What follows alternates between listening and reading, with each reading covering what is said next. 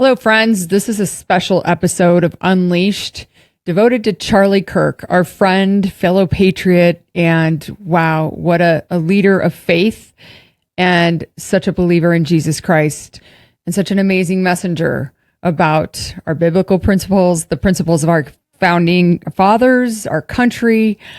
I've known Charlie for over a decade, and I like to say we got to know each other when I was a baby politician and he was a baby guy running a turning point. But my heart is just shattered this week, and I know I'm hurting. All of you are hurting, and I've been able to talk to a lot of folks that have amazing stories about Charlie, and it's been so interesting watching everyone tell their stories online. It's been beautiful to watch how many people consider Charlie a friend, even if they never met him. They feel like they lost a friend right now. And that's because Charlie could do things that we can't do, like articulate so well why we love this country so much and why we love the Lord so much and how those two things connect, especially with young people. President Trump did an episode of Fox and Friends, and he was talking about no one being able to connect with young people like Charlie did around the things that all of us care about so much. And we've truly, truly lost the leader of young conservatives in this country, and not just young conservatives, because people with different perspectives would watch him as well. And this isn't anything you guys don't know, but it feels like there's a gaping hole in our movement right now.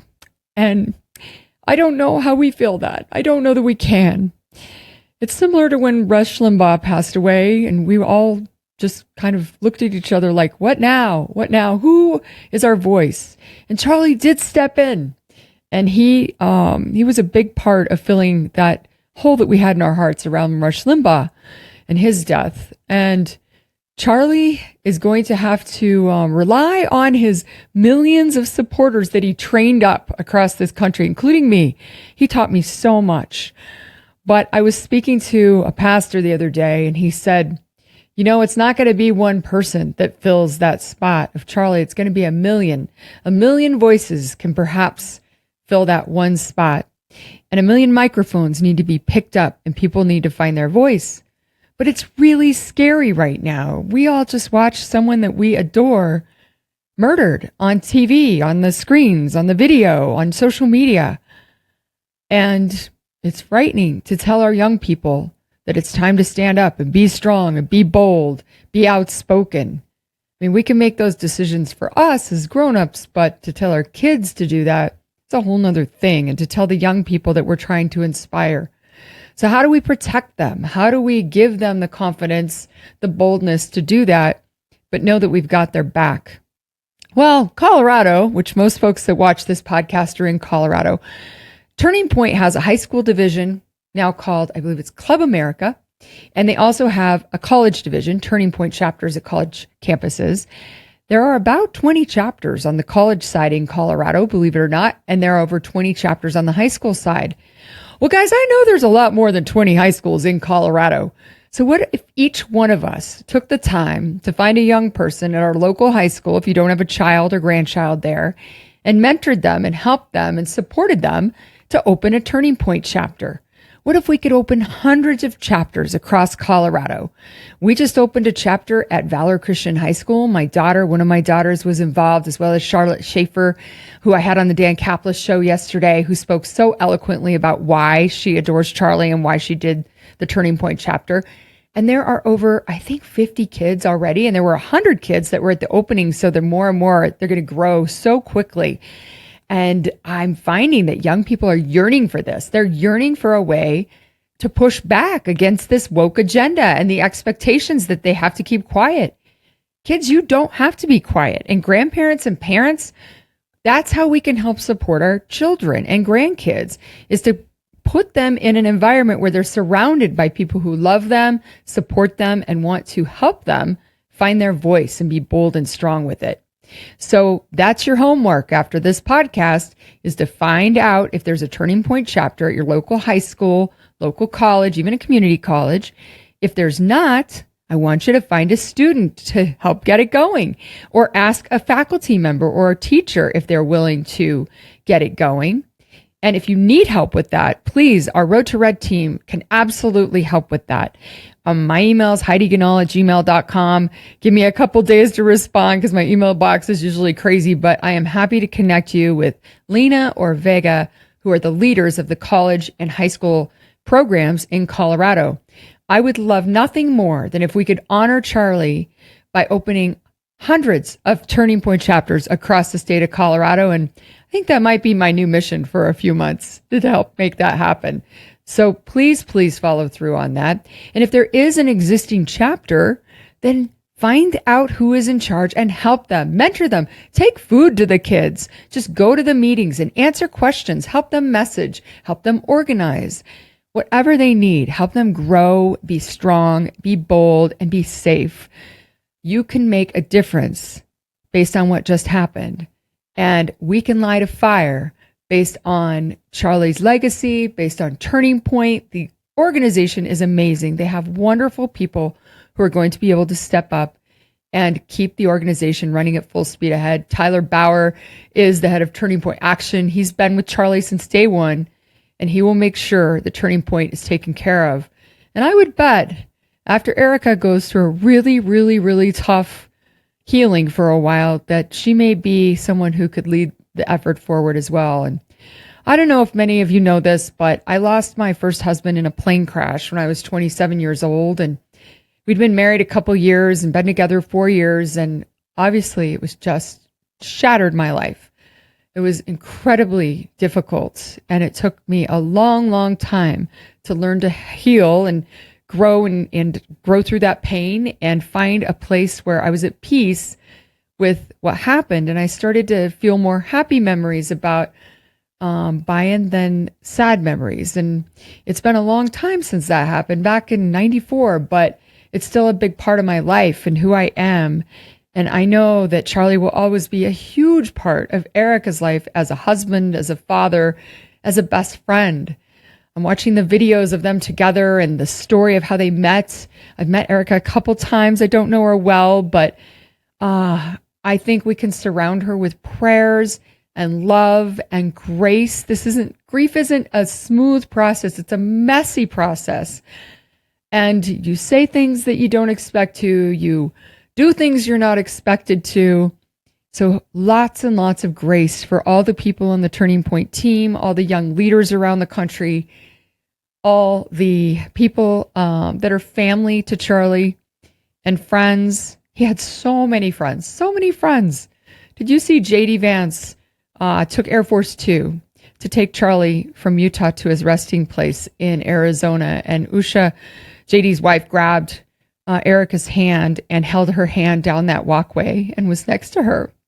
She watched the casket, and it's just the beginning of her grief journey. But she's got a whole country rooting for her. She's also got a lot of people, and so does Turning Point, that are just acting horribly, horribly. And what I would suggest is ignore them. Focus on the good. Focus on Charlie being a happy warrior and teaching us how to be strong and fight boldly and strongly. Learn how to articulate our principles. Watch his old videos. Train on how to deal with these communists, these horrible people. Many in Colorado. There was a state rep that just went off, a couple of them, Meg Froelich and Lorena Garcia. Shame on you. Shame on you for being so horrible. Meg, I've known you a long time, and I'm shocked at your statements about Charlie. We worked on Moms Fight Back together and got legislation passed together. And I mean, it's breaking my heart to see how many on the left are reacting. And I will not tolerate it. I will push back. I will call you out. And I will make sure that people know that you are not a model for our children and grandchildren on how to move forward. And I will keep telling the stories of Charlie and the legacy of Charlie and how we can keep it going, keep it burning bright, his whole mission for civic debate, civil debate. When I was a regent at the University of Colorado, which Charlie and Turning Point were just getting going when I got elected in 2016, Marcus was one of the first conservative presidents at CU Boulder, and elected with the help of Turning Point and their team.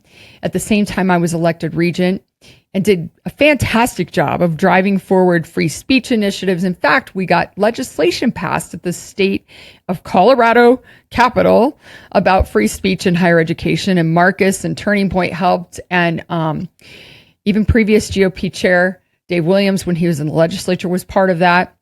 It was a grand effort, and it was one of many things that we did at CU together between Turning Point, the kids of Turning Point, who are so brave and bold to be part of that effort back in 16, 17, 18 through COVID. They were treated so badly on campus. It made me so angry as a regent. And one of my missions while I was there for 6 years was to defend the conservative students boldly and loudly, and not apologize at all for the Turning Point chapter there, for the events they were holding. Of course, they protested Charlie and Candace and the different speakers we brought to campus, but they stood strong. They held firm. And a lot of those kids that were in that chapter when I was first a regent are still my dear friends. Ashley and Tanner and Lacey, and well, Lacey wasn't at that chapter, but she's a dear friend, which was from a different chapter. But so many more. Madison, Sierra, gosh, the list goes on and on.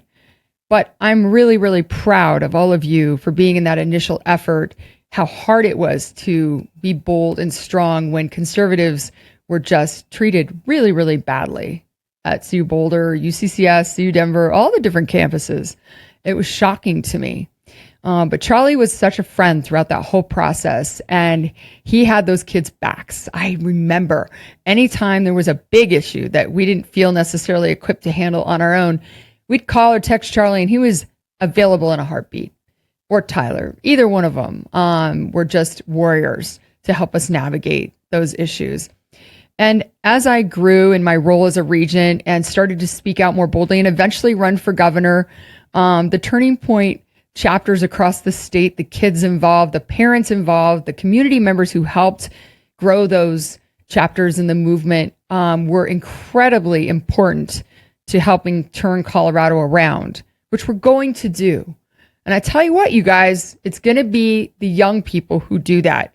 I'm watching Colorado Young Republicans grow all over the state, 14 chapters more now. I think Tori, my daughter, is the national committee woman for Colorado Young Republicans. We've got Turning Point chapters, like I said, all over the state. We've got American Conservation Coalition, which I'm on the board of their C4, and Hunter Rivera is the head of that effort. It's all about taking the argument back about clean land, clean air, clean water.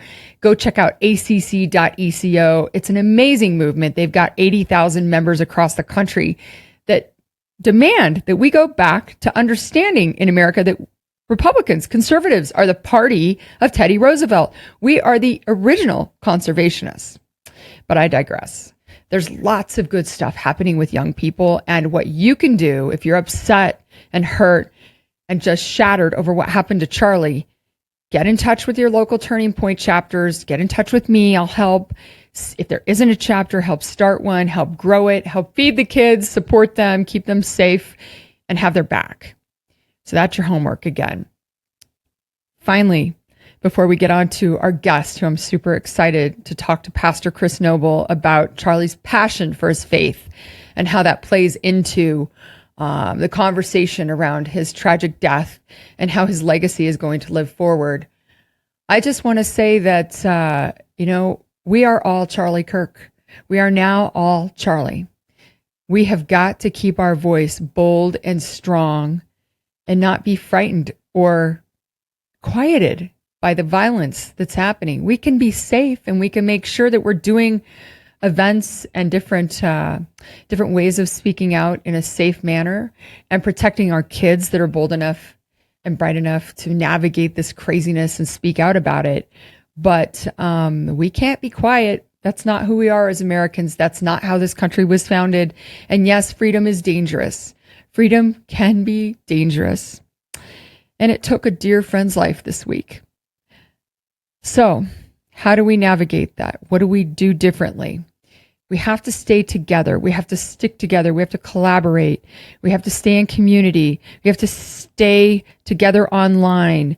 Now is not the time to be criticizing other conservatives or liberty lovers. Now is the time to stand together and understand that we're not always going to agree about everything.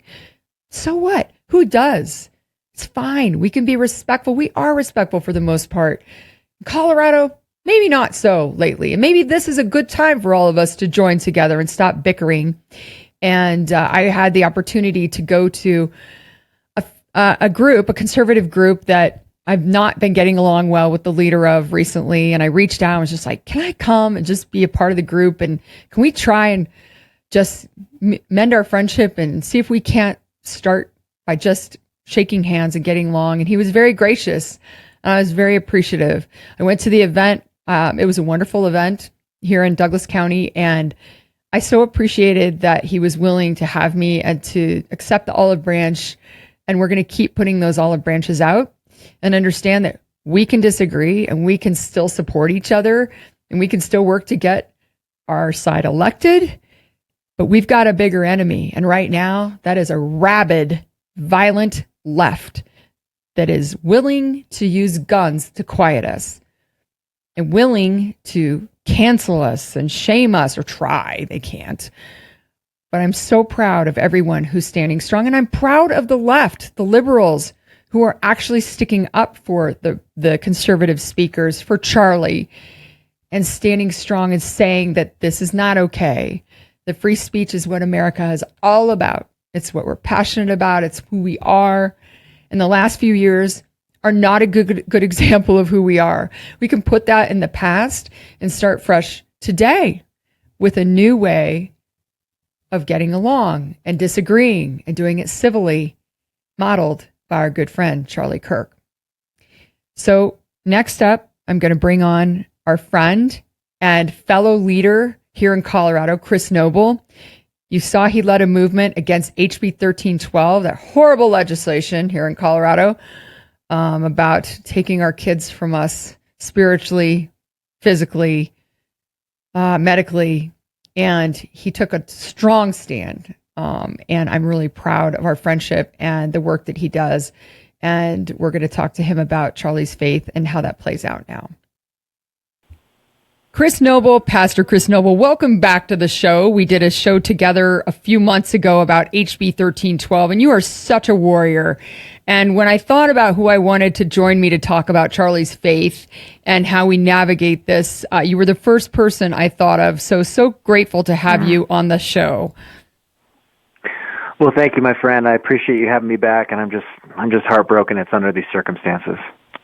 Me too, Chris. I mean, it's been such an emotional few days, and I am so heartbroken for myself and my family because Charlie was a good friend, but also for the young people across our country, even the liberal ones, because Charlie was able to speak in a way that even they understood why we care so much about our principles and our founding principles and our faith.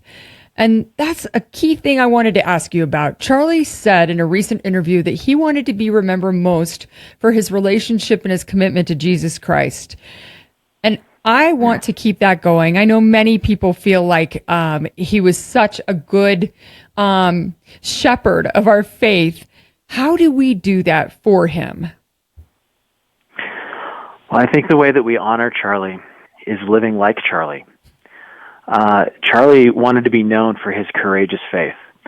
And when I think about Charlie and who he was and his legacy and all of the things that he did over the last 12 to 13 years for our nation, I think about the fact that he was a man often alone. I think Charlie Kirk existed because there was a vacuum that existed where so many supposed Christians, so many supposed quote-unquote faith leaders were negligent in abdicating their role in leading a charge that Charlie himself had to pick up as his mantle.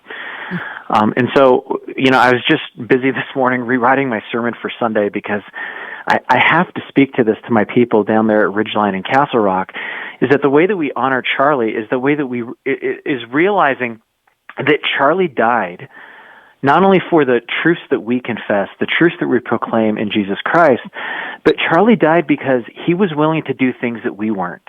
Charlie was willing to go to places, to meet the world, to meet people, to meet young people in incredibly uncomfortable, hostile, antagonistic environments in order to, like Stephen in Acts 7, take the powerful truth of Jesus Christ and insert it into every nook and cranny of life. Charlie was one of the few people in our world, in our community, in our movement who was willing to do that. And Charlie often had to do that because for so many years, so many decades, so many of us failed in doing that. And so I think the way that we honor Charlie, I think the way that we honor our brother who was martyred this week, and no, that's not hyperbolic to say, I think we need to live like Charlie. I think we need to finally forsake our lazy, cowardly comfort to actually go out and apply all of Christ to all of life courageously, come what may. So, Pastor Chris, this is a tough one. So many of us watched President Trump survive that attack on him, assassination attempt, and thought God saved him. And that didn't happen with Charlie.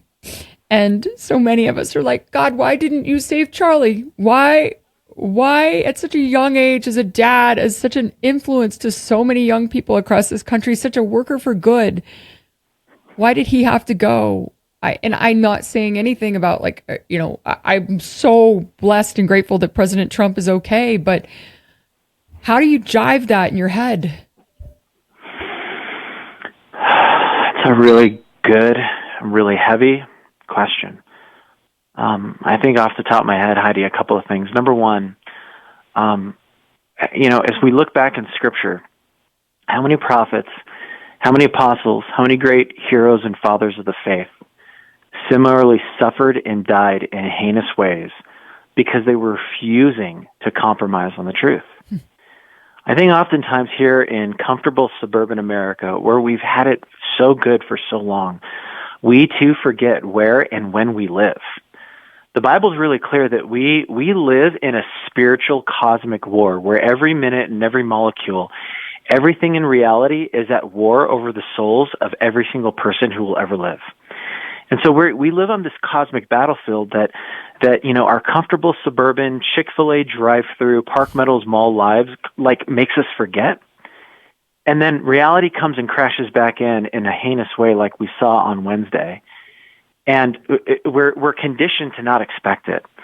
But I think what the Bible makes really clear is that we as the church, as we as the followers of Christ, we're called to actually live in a way that's sort of like those soldiers on Normandy storming the beaches, that we are called to storm the beaches of reality in order to win souls back to Him.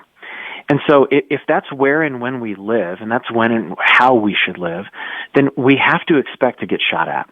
We have to expect both real and spiritual bullets to be whizzing by our heads constantly. And like you, I am so grateful that the president was saved last year, and I'm so sad that Charlie wasn't.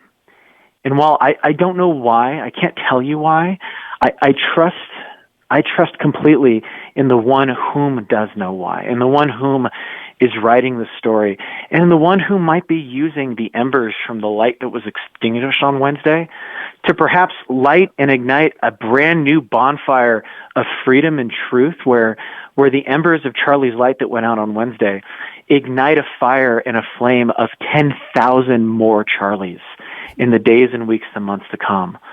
Because the legacy and the inspiration that I'm seeing spread on my feeds, and I'm sure you're seeing the same things too, is that something changed on Wednesday. And I don't think it's any coincidence that it was the day before 9/11, because I think, similarly speaking, the world changed. And what I'm going to be telling my people in my sermon on Sunday is that the world changed, and we need to wake up, and we need to change with it.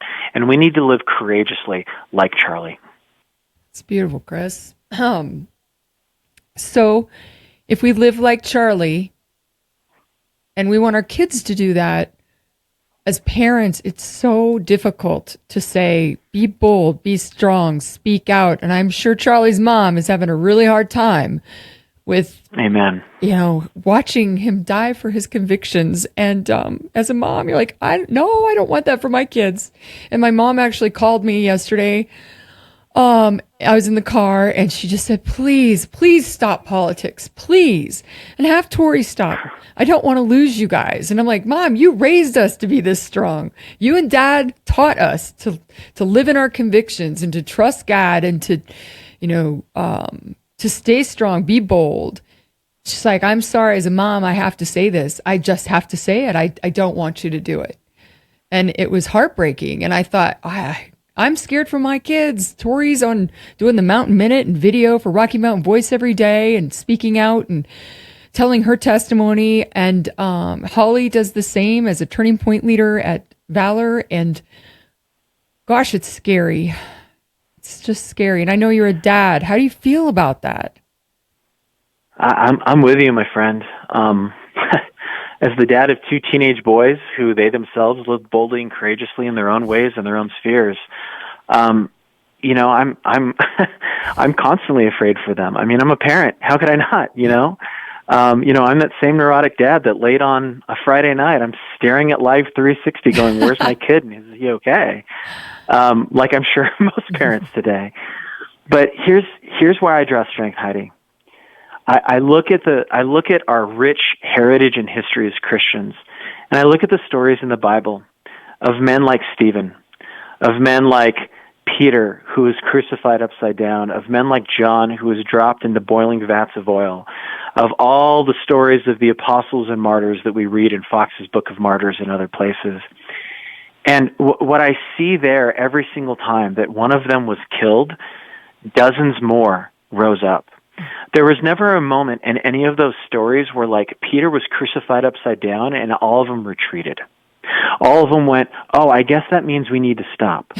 Oh, so-and-so was used as a torch in Diocletian's court. Well, I guess we better tamp it down and be quiet. No, instead what they did is they went out on the steps of the temple, like what we read with John and Peter in Acts 4 and 5, who were like, immediately right after being released from prison, they just got louder. They just got more. They became even more like what we saw in men like Charlie Kirk. And when the religious elite, when the rulers, when the Romans were like, guys, shut up, we literally let you out of prison, their answer was like, I'm sorry, but I can't stop talking about the things that I know to be true, the things that I've seen, the truths that I am called to confess. And I think that is the spirit, that is the vibe that even as the parent of young men who are about to fly off on their own, that despite what my preferences are, despite what my comfort would be, despite what I desire, God's will and God's plan is so much greater and so much bigger. And I can't help but think, what were the parents of some of those apostles and disciples like? What were they feeling? What were they thinking? Watching their sons do those amazing things. What was going through Mary's head as she watched Jesus on the cross?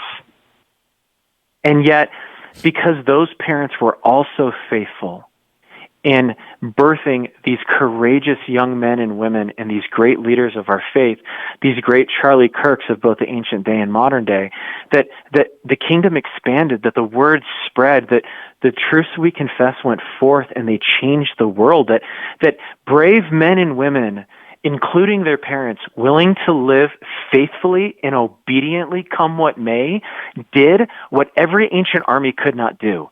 It took over the Roman Empire, and it changed the world, and it created Christendom and Western civilization. And so if my job as a dad is to one day allow for that, to one day maybe even suffer that, then I will weep in unbelievable and unimaginable ways that I don't even want to think about right now. But what a glory for the Lord. Because here's the thing, Heidi, and I know others have said this, and I'll say it as well, and I'm going to say it to my people on Sunday. The worst that this world can do to us is kill us. But the only thing that death can do to a faithful man is give him a ride home. And that's what the apostles experienced, and that's what martyrs like Charlie experienced on Wednesday, that this world did its worst, and all it did was deliver him to Jesus. And so if that's all that they can throw at me when death has been defeated and sin will be no more, then man, do your stinking worst, and let's go, and let's have that fight, because I know that in the end, we win. And regardless of what happens to me, to you, to my friends, to my sons, we get to live in glory forever with him. Ah, so well said. Thank you. It eases a little bit of pain on my heart. Okay. I'm not one to be great at quoting scripture or passages that are related to certain things. Charlie was the master at it. You're very good at it. What book of the Bible should we study right now in this time, in this place in history? That's a great question. I would say, number one, study the book of Acts. When it comes to how do we live courageously for our faith in the midst of a world that is so antagonistic, so evil, so angry, so mad, we have precedent for this. The people of God have been here before. And so let's learn from those lessons. Let's look from those examples. Let's draw inspiration and strength from stories like Stephen, stories like Paul in prison, guys like Peter and John on the steps of the temple when they're being told to shut up and they're like, I literally can't. Like, we've been here before. And so let's remember that. Let's remember our history and our heritage is rooted in a book like Acts. And then the second book that I would point to, Heidi, is the book of Philippians. Philippians is by far and away the most joyful, the most upbeat, and the most positive book, probably in the entire New Testament, I would argue. And the irony of Philippians is that Paul wrote it in prison towards the end of his life when he knew he was about to be executed for the faith. Wow. And yet, paradoxically, it was in the midst of that context that he wrote the most beautiful letter, the most upbeat, and encouragement to the church at Philippi. They were reaching out to him. Philippi was reaching out to Paul going like, bro, like, are you okay? Like, man, we love you. Our heart's broken for you. And Paul is writing them back in Philippians going, no. You don't understand that in the midst of this earthly suffering, eternal glory is happening. Because I am here, because I am imprisoned, because I am suffering, these great and glorious, transcendent and eternal things are taking place. God is using that. And so for anybody out there who is listening and wondering the same thing of like, man, I feel convicted that I too need to step forward in faith and be courageous. Yes and amen, you do. And draw strength from those who have come before you and have modeled it so well in faithful obedience. And I promise you this, if you commit yourself to that like Paul in Philippians, God will and can give you a supernatural faith to endure, because that is who he is and that is how good he is, and he will use it for the good of those who love him. Thank you, Chris. Thank you. How can people find your church and find you online and live? Thank you, friend. I appreciate you as always, just even having this conversation. It's good for my heart too. We are Ridgeline Community Church. We are in Castle Rock, on the southeast end of town. If you're up in the Founders neighborhood or Founders Park and Rock Ridge Elementary School, we're right across the street from that on Heritage Avenue. We meet every Sunday at 9 and 10:45, come what may. And I mean that. We don't take weekends off because it's a vacation or people might be out of town, and as God is my witness, we will never close our doors for anything, regardless of what the media might say. And so we're there every Sunday. You can find us at ridgelinecc.org, ridgelinecc.org. And if anybody ever wants to get in touch and have honest conversations or ask questions, if I can ever be an encouragement to any of the faithful out there, they can reach me at chris.goble, that's Goble spelled G-O-B as in boy L-E, at ridgelinecc.org. Thank you so much, Pastor Chris Goble. I have so much respect for you, and thank you for making my heart a little less heavy, and hopefully many others too today. And God bless America. God bless Colorado. And thank you for being the tip of the spear for fighting evil in this state, Chris. Well, thank you so much, my friend. You honor me. I'm humbled. I just appreciate you, and thank you for all your faithful work as well. All right. We will talk soon. Take care, Chris. Thanks, Heidi. Well, everyone, that was an incredible conversation with Pastor Goble. Hopefully your heart feels a little bit less heavy too. We got some good guidance about which books of the Bible to look at, where to get inspiration, and how to handle this crazy, horrible week that we just had. Finally, we're having a special service at Brave Church on Sunday at 2:00. They have two locations. They have Inglewood right off Hampton. It's the big church. They also have a location up in Westminster. It'll be live streamed to the Westminster location, but would love to have you join us on Sunday. We've already got a couple thousand people reserved or RSVP'd or have tickets. The tickets are free, of course, but we ask that you register for security reasons. The link is on my social media. It'll be in this post with this podcast. And hopefully we can celebrate and pray and lift Charlie and his legacy up and make sure that we do all we can to turn this beautiful state around here in Colorado. We'll see you next time.